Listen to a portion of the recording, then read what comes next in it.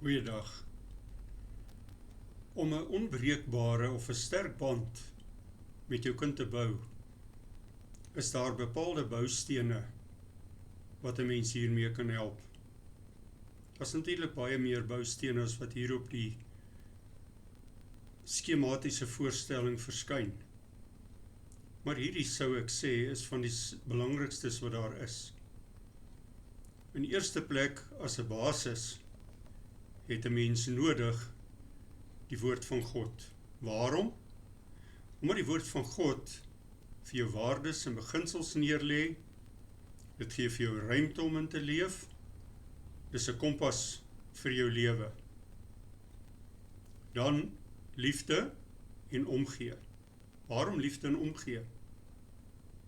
Liefde en omgee gee veiligheid, sekuriteit, geborgenheid, waar sonder enige verhouding nie kan slaag nie. Dan, baie belangrik, is vertroue en respek. Waarom?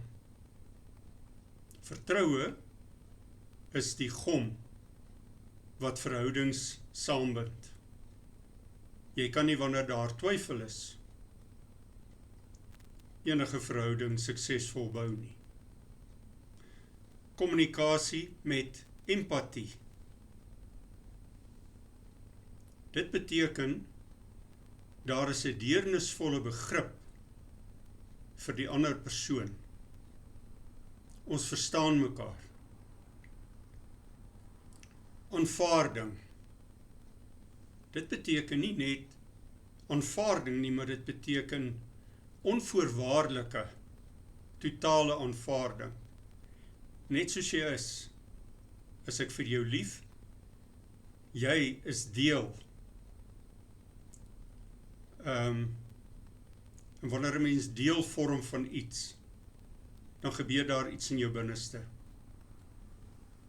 Onderrig. Waarom onderrig? Wanneer jy toon dat jy belê in jou kind se opvoeding, wanneer jy investeer, wanneer jy iemand voorberei vir die lewe, dan toon dit dat jy werklik waar omgee en lief is.